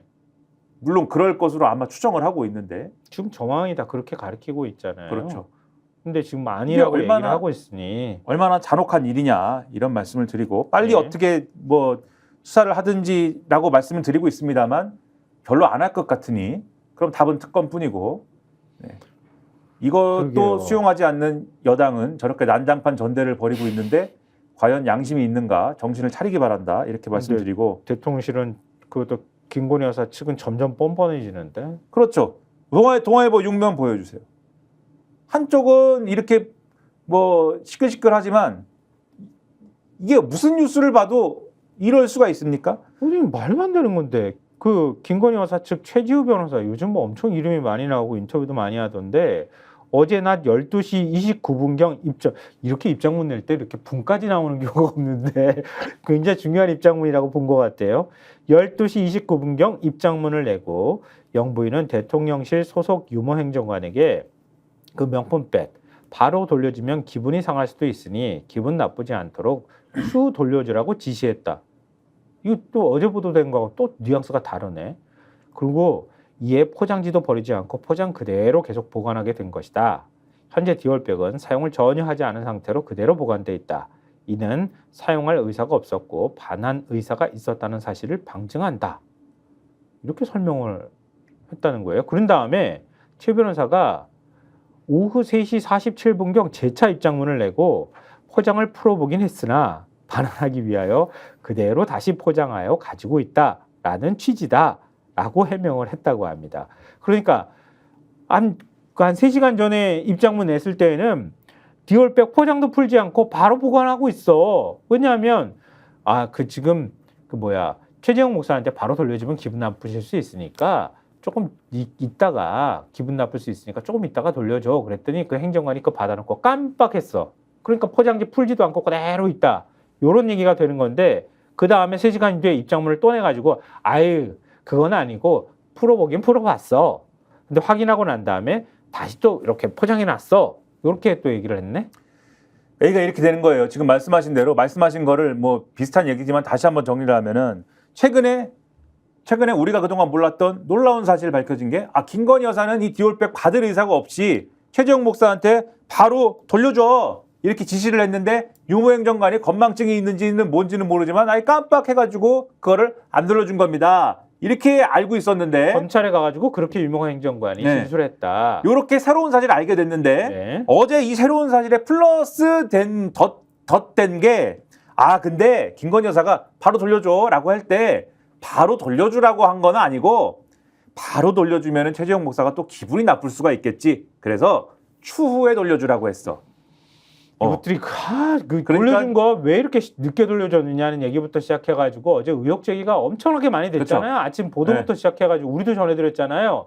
그랬더니 또 계속 거기다가 스토리를 넣고 있어 지금. 네, 그러니까 유모 행정관이 깜빡한 게 왜 그렇게 까마귀 고기 먹은 것처럼 그렇게 깜빡이 암전이 되냐라고 하니까는 그 지시를 할 때 좀 늦게 돌려주라고 했어. 말이 이렇게 바뀐 거죠 지금. 그리고 도이치모터스 그 코바나 컨텐츠 그 사무실에서 받은 건데 그게 사져 있는 데인데 관저 창고에 가 있었다는 거 아니에요? 그렇죠. 이사할 때 어떻게 그걸 모를 수가 있어? 이런 의혹까지 제기가 되니까 곧바로 안 돌려주고 왜 깜빡한 그렇죠. 거 하고 거기까지 갔어? 그랬다가 뒤늦게 언론 보도 나오는 걸 보고 그래가지고 대통령실로 부랴부랴 옮겼던 거잖아요.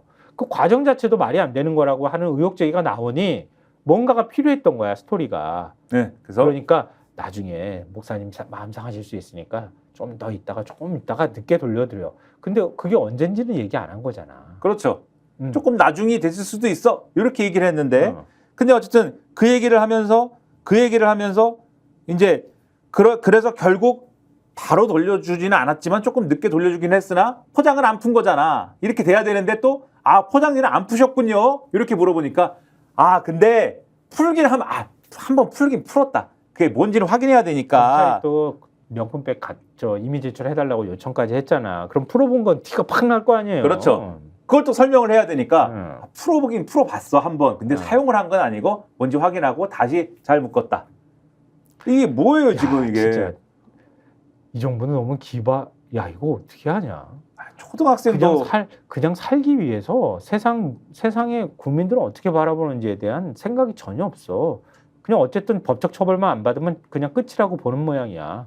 초등학생이 이렇게 거짓말을 하면 엄마한테 혼나죠. 엄마가 너 일로 와봐 이렇게 한 다음에 그러게 말이야. 혼납니다. 이거는. 너 왜 이렇게 했어? 뭐 이렇게 물어보면은 처음에 막 이렇게 핑계 대면서 얘기했다가 그거 아니잖아 이렇게 얘기하면 그 다음에 또 다른 또 얘기가 나오고 그러는 거야. 그렇죠. 나중에 이제 울게 되죠. 그래서 결국 아, 네. 그러네. 울게 될 수가 있는데 그래서 결국은 지금 말씀하신 것처럼 검찰은 16일 대통령실에 디올백 이미 제출을 요청하는 내용의 공문을 보낸 것으로 전해졌고 대통령실 관계자 조사를 모두 마친 검찰은 김건희 여사에 대해서 조사 여부와 방식 등을 검토하기 위해서라도 보관 여부와 현재 상태 등을 파악해야 한다고 보고 있는데 김건희 여사 측은 이미 제출에 협조한다는 입장인 것으로 알려졌다 이렇게 돼 있습니다. 그러니까 지금 이 변명을 지어낸 걸 보니 그렇지 이미 제출해야 되니까. 네, 디올백은 죽이는 줄 모양이에요. 맞아요. 그리고 검찰이 디올백 확보를 하면은 이달 중 김 여사에 대한 조사를 포함해 사건 처리가 마무리될 수 있다는 관측도 나오고 있다. 그래서 여기에 대해서 윤석열 대통령이 디올백을 받은 사실을 알고 있었는지에 대한 확인 절차도 아마 검찰은 거칠 걸로 예상돼 이렇게 돼 있는데 디올백의 포장을 풀었다는 사실을 디올백 수수 1년 10개월 만에 어제 처음으로 인정한 겁니다. 어쨌든 간에. 요거를 하나 확인을 해드리고 그다음에 이 유 행정관이 그러면은 검찰에 가서 진술을 할 때 어제 이 최지우 변호사, 그러니까 김건희 여사 측이 얘기한 이 기분 나쁘지 않게 추후에 돌려줘라라고 지시를 받았다는 내용까지 진술한 거냐? 이것이 또 중요할 수 있거든요. 왜냐하면 검찰에 가서 진술할 때는 김건희 여사가 돌려주라고는 했는데 내가 깜빡했어요. 이렇게 진술을 했는데 그러고 나와서 지금 논란이 되니까 추가 해명을 근데 돌려주라는 지시가 좀 뒤늦게 돌려줘도 된다는 뜻이었어요 라고 했으면 그건 진짜 뒤늦게 지어낸 해명일 텐데 아예 처음부터 검찰에 가서 지시 사항이 그런 사항이었습니다라고 진술을 했으면은 그럼 뭐 변호사가 좀 해명을 늦게 전해준 것뿐이다 이렇게 생각할 수 있는 거잖아요. 조선일보 보도를 보면은 이런 대목이 있습니다. 유 행정관은 지난 3일 검찰 조사에서 돌려주라는 지시는 받았는데 깜빡해서 돌려주지 못했다고 진술은 했지만 기분 나쁘지 않게 추후에 돌려주라고 지시했다는 것까지는 말하지 않았다고 한다. 기분 나쁘지 않게 추후에 돌려주라고 지시를 받았다는 얘기는 검찰에서 얘기 안 했대요. 유 행정관이. 왜? 그러니까 어제 우리가 뭐 아침에 저 구독자님들한테 그대로 전해드렸어요. 검찰에 가가지고 그렇게 진술했다고. 그건 누가 얘기했겠어? 유 행정관이 얘기했겠어? 검찰이 기자들한테 브리핑 해준 거잖아. 그럼 조서에 그렇게 돼 있는 거야 사실은. 근데 지금 거기다가 또 다른 얘기를 쓱 하고 집어넣고 있잖아요. 그렇죠. 그래서 뒤이어 나온 해명은 검찰 가서도 얘기 안 한 얘기를 뒤늦게 지어내고 있다는 의심이 매우 강하게 든다. 왜냐하면 네. 이게 사실이면 유 행정관이 본인이 지금 조사받는데 본인이 가가지고 얘기를 했겠죠. 그럼요. 당연하지. 자, 사부 그래서 처리 받을 수도 있는데. 아주 의심된다. 그래서 근데 이런 해명이 자꾸 바뀌는 것 자체가 기존 해명을 완전히 이제 웃기는 얘기로 만들고 있다. 한겨레 4면 보여주세요. 네. 한겨레 4면을 보시면은 그러니까 이거 한겨레 사면의 핵심 내용은 그거예요. 저희도 어제 뭐 말씀드렸던 것처럼 이런 주장대로라면 어찌됐든 받으면 안 된다는 거 알고 있었다는 얘기가 되는 거잖아요. 근데 대통령실이 그동안에 대통령 부부에게 접수되는 선물은 개인이 수취하는 게 아니라 관련 규정에 따라 국가의 귀속돼 관리된다고 얘기하고 사흘 뒤에 그러니까 이게 1월 19일 날 나온 거고요. 1월 22일 날은 이철구 의원, 찐윤 당시 인재영입위원장이었죠. 명품 가방은 국고에 귀속됐는데 이걸 반환하는 것은 국고 횡령이다. 그 누구도 반환 못한다. 이렇게 주장하기도 했는데요. 근데 앞서 우리가 얘기했던 것처럼 행정관이 얘기했다고 한다던가 아니면은 김건희 여사 변호인이 얘기하는 걸 보면 이건 국가 기록물이 아니잖아. 그럼 대통령 기록물이 아니고 선물도 아니라는 얘기잖아요. 그러니까 일단 이철규 의원이 지금 말씀하신 대로 명품 가방을 받았을 때는 지금 말씀하신 대로 그 논리도 있는데 국고에 귀속이 됐다는 거 아닙니까? 그렇기 네. 때문에 반환을 하면은 국고 횡령죄가 된다 이렇게 주장을 했는데 왜냐 당시에 준 사람이 돌려주십시오 이런 얘기를 했거든. 네. 근데 그럼 돌려주면 국고 횡령죄가 되기 때문에 돌려줄 수 없었다 이렇게 주장을 했는데 김건희 여사는 돌려주라고 했다면서요. 지금 돌려주라고 했다면서. 그렇지 받았을 때 돌려주라고 얘기했다잖아. 그러면 김 여사의 지시는 뭐냐? 국고 횡령 지시다 그러면. 그렇지. 한겨레 지적 요거 하나 있고 맞아요. 그다음에 받는 게 적절치 않아서 돌려주라고 했다라는 건 뭐냐면 대통령 선물이 아니란 취지 아닙니까? 그렇죠? 이거 선물로 받은 거 아니죠, 그러면? 그렇죠. 예, 요게 맞다면. 그럼 말씀하신 대로 대통령 기록물도 아니게 됩니다. 그럼요. 대통령 기록물 아니다. 근데 그리고 애초에 대통령 기록물이다라는 주장을 왜 했느냐? 대통령 기록물이다라는 주장을 왜 했냐면은 윤석열 대통령이 청탁금지법상에 걸릴 일이 없는 얘기다라는 얘기였어요, 이게. 그치, 대통령 기록물이 되면 그거는 일종의 뭔가를 청탁하기 위한 뇌물적 성격을 갖고 있는 선물이라고 보기 어렵다. 그렇죠. 그렇게 그런 해석을 가능하게 만드는 거잖아요. 그렇죠. 그런데 지금 이거 받지 마, 받으면 안 되는 거야. 이거 받을 수 없는 거네. 그래도 목사님이 마음 상하실 수 있으니까 나중에 좀 돌려드려. 이렇게 얘기를 했다는 거 아니에요? 그렇죠. 그럼 대통령 기록물이 아니게 되면 부적절한 선물이라는 거 알았다는 그렇죠. 얘기잖아. 그럼 뭐가 되냐? 그런 셈이 되고 그러면 돌려주라고 했다는 시점에 뭐가 발생하냐면 윤석열 대통령이 김건희 여사가 가방을 받았다는 사실을 인지한 즉시 반환해야 할 의무를 지게 되고 이거를 신고했어야 되죠. 그러면. 그럼요. 부정청탁금지법에 배우자가 받은 사실을 확인했을 때 한 달 이내에 신고하도록 돼 있잖아. 소속기관장에 서면으로. 그것도. 그렇죠. 그리고 정말 몰랐더라도 최소한 지난해 11월 서울의 소리가 관련 보도를 했을 당시에 명품 가방이 반환되지 않았다는 사실을 인지할 수밖에 없었을 텐데 돌려주라고 했는데 행정관이 깜빡했다는 주장이 사실이라면 그 당시에라도 명품 가방을 제공자에게 지체 없이 반환을 했어야죠. 이거 어디까지 우리가 이렇게 해드려야 되냐 얘기. 아마 구독자님들 다 아실 거예요. 이거는 어제 유튜브 보셨어도 이런 논리가 얼마나 허황된 건지 아마 다 아실 것 같아요. 얼마나 허황된 상황이냐. 동아일보 사설을 보여주세요. 동아일보마저도 이렇게 씁니다. 동아일보가 디올백 반환 직원이 깜빡 7개월 넘게 뭐하다 갑자기. 그러니까 첫 보도가 나온 지 7개월 넘게 지나서 갑자기 김 여사가 처음부터 디올백을 돌려주려 했다는 주장이 나왔다. 공적인 물건이라서 반환할 수 없다고 했던 대통령실과 여당의 기존 설명과 배치된다. 그동안 윤 대통령의 기자회견 등 김 여사의 입장을 설명할 수 있는 기회는 여러 차례 있었다. 지금까지 아무 말 없다가 김 여사에 대한 검찰 조사를 앞둔 시점에서야 불쑥 내놓은 이런 주장을 누가 납득하겠나. 법적으로 다툴 소지를 줄이기 위해 디올백의 성격을 바꾸려는 시도로 비칠 수밖에 없다.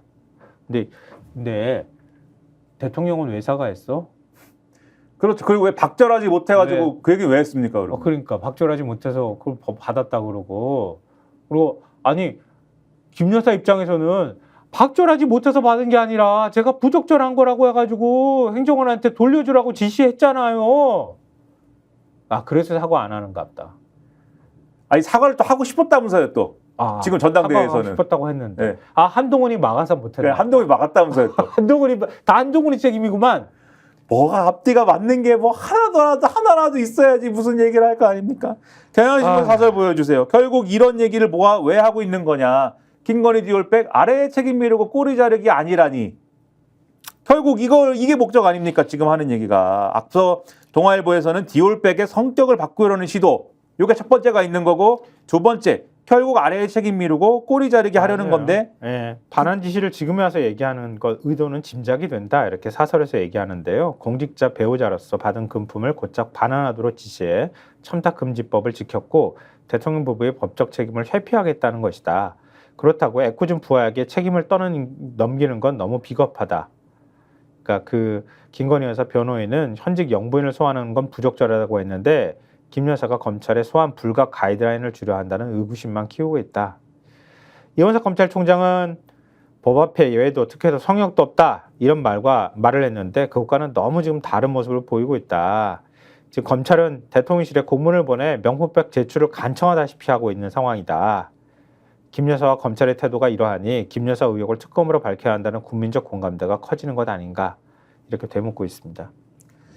그러니까 이런 김건희 여사는 이렇게 대놓고 이렇게 이 정권에서 권력 차원에서 장난을 쳐도 검찰은 된다고 생각하는 모양이야. 이렇게 하면. 그런데 또 검찰은 또 될 분위기잖아요. 지금 또. 그러니까 이거를 보수 진영에서 어떻게 감싸줄 거야? 그러게 말입니다. 이러면서 자기들한테 이 정권에 대해서 반기를 들었다고 생각이 되는 사실은 그게 반기도 아닌데. 주문 반기예요. 그런 것에 대해서는 그러니까 윤석열 대통령 보시기에 반란군인 녀석들은 아주 엄하게 지금 대하고 있는데 한겨레 구면을 마지막으로 보여주세요. 이거는 시간이 없으니까 간단하게만 말씀드리겠습니다. 한겨레도 김만배 프레임 보도 검찰 근거 없이 공소장 적시 이렇게 돼 있는데 네. 이 말도 안 되는 얘기예요, 이게. 그러니까 그 당시에 대통령 선거 앞두고 윤석열 대통령 후보에 대한 검증 보도를 한 거에 대해서 지금 수사를 하고 있는 거 아닙니까? 그렇죠. 서울중앙지검 대선 개입 여론조작 의혹 특별수사팀이 그러니까 그동안에 수사 대상으로 올렸던 거는 뉴스타파, 경향신문, JTBC, 그다음에 리포액트 이런 것이잖아요. 여기뿐만 아니라 한겨레신문하고 CBS 노컷뉴스도 피고인 김만배가 창작하여 유포한 허위 프레임 내용을 보도했다. 이렇게 공소장에 썼다는 거예요. 김만배, 네. 신앙님 두 사람의 공소장에 대해서. 그러니까요. 근데 기사로 언급해 놓은 게 언급한 기사, 한겨레 신문 기사랑 CBS 노컷뉴스 기사를 직접적으로 언급을 해놨는데 제목을 언급을 해놨는데 네. 그 기사가 왜 김만배가 제공한 무슨 허위 프레임 내용을 보도한 건지에 대해서는 근거가 없다는 겁니다. 공소장에는. 그리고 그 근거가 없는 것에 대해서 한겨레가 당시에 기사를 어떻게 썼는지 한겨레가 알 거 아닙니까? 그렇죠, 그렇죠. 한겨레가 기사를 어떻게 썼는지 확인을 해보니까 그들의 주장을 가지고 기사를 쓴 게 아니야. 검경의 대장동 수사 기록과 관련자 증언을 토대로 작성된 것으로 김만배, 조우영 씨 등의 진술을 바탕으로 작성되지 않았다. 예. 김만배, 조우영의 진술을 근거로 작성된 기사도 아닌데 그게 김만배 프레임으로 작성된 기사라고 공소장에 넣어놨어요. 그리고 한겨레 및 CBS 노컷뉴스 기자들은 대선 당시에 경쟁 후보인 이재명 후보에 대한 비판성 기사도 여러 건 작성했기 때문에 김만배 씨와 허위 프레임에 동조했다는 검찰의 전제는 이게 안 맞는다. 그리고 또 검찰은 경향신문 기자의 보도 경위에 대해서도 요약하면 취재원 주장을 믿지 않았으므로 허위 보도라는 억지에 가까운 주장을 반복했다. 그러니까 조우영 씨가 경향신문 기자와 인터뷰를 하면서 수사 무마 의혹은 사실이 아니다라고 경향신문 기자에게 설명을 했는데 이거를 경향신문이 취재를 하면서 이건 거짓말인 것 같은데 내지는 정확하지 않은 내용인 것 같은데 라고 생각해서 이 부분을 보도하지 않고 다른 걸 보도한 거잖아요. 그게 근데 그러니까는 취재원을 믿지 않았으니까 이게 허위 보도다. 이렇게 공소장에 써놓은 거다 지금. 지들은 맨날 피의자 불러놓고 그 말 안 믿잖아. 안 믿으면서 사람 말을 그럼 다 믿냐? 취재원 말을 다 믿냐? 그리고 그걸 판단하는 건 신문사의 몫인 거지. 그리고 검찰은 민주당과 관련된 부분들에 대해서도 계속 수사 중이다라는 입장을 지난번에 밝힌 바 있기 때문에 계속 이렇게 갈 것 같은데 이런 검사란 검사가 이 정도 지적 능력이 안 되나? 그 취재원이 말하면은 그 말 그냥 다 믿어야 돼? 다 써야 됩니까? 다 써야 돼? 지금이라도 저희가 경향신문에 전화해가지고 저희는 이종호 씨가 말하는 VIP는 김건희이며 김건희 여사가 로비를 받아줬을 것으로 생각합니다라고 주장을 하면은 경향신문 그거 써야 됩니까? 그걸 뭐 그래 취재원이 뭐 쓰라고 하면 써야 되겠네. 신문은 그런 거네. 원래 아니면 방송도 그렇고 다 그러네. 언론은 원래 그런 뭐 성격을 가지고 있는 매체네. 그래서 아무튼 검찰이 지들 말하면 다 믿어주기 때문에 그렇게 착각하는 건가? 검찰이 이런 식으로 하고 있다. 네, 그래서 똑바로 해라. 네, 검찰이든 공수처든 사실은 공수처 관련 의혹도 있고 뭐 여러 가지가 더 있습니다만은 진짜 지친다. 지쳐. 네. 오늘 얘기하는데 진짜 지친다. 53분도 되고 이래가지고 더는 이제 뭐 못할 것 같고 오늘 기록을 써요 그냥. 아니 더하면 스픽스 전계한 대표님한테 혼나기 때문에 더 할 수는 없어요. 지금 그런 거 눈치 볼 때가 아닌데. 아니, 네, 안 그래도 봐도 이제 돼. 아닙니다. 네, 그래도 우리는 스픽스에서 방송을 하고 있기 때문에 스픽스 전계한 대표님하고 관계를 좋게 가져가야 돼요. 네, 아무튼 그래서 여기까지 말씀드리고 앞으로 어떻게 되나 잘 보십시오. 앞으로 어떻게 되나 이대로 계속 이 비슷하게 흘러갈 거라고 생각하면 이 여당과 이 전당대회를 치르고 있는 여당과 이 정권이 이대로 계속 갈 수 있다고 생각하면 매우 오판일 것이다를 예고를 하면서 오늘은 김성환 평론가님의 한숨과 함께 여기까지 하도록 하겠습니다. 오늘 지금 제일 중요한 거 얘기 안 했어요. 말씀해 주십시오. 네. 지금 좋아요가 지금 1,600분 이제 눌러주셨는데요. 지금 2,600분 넘게 시청하고 계시거든요. 그러니까 마지막 좋아요 많이 눌러주십시오. 네. 그리고 내일도 역시 이 자리에서 이 시간에 뵀으면 좋겠습니다. 저는 지금까지 시사평론가 김민아였고요. 저 김성환이었습니다. 고맙습니다. 저희가 얘기할 때 오셔가지고 라이브로 관전하시기 바랍니다. 반드시 주변 사람들 데리고 오시기 바랍니다. 구독, 좋아요, 알림 설정 해주시기 바랍니다. 좀 살려주십시오. 저 좀.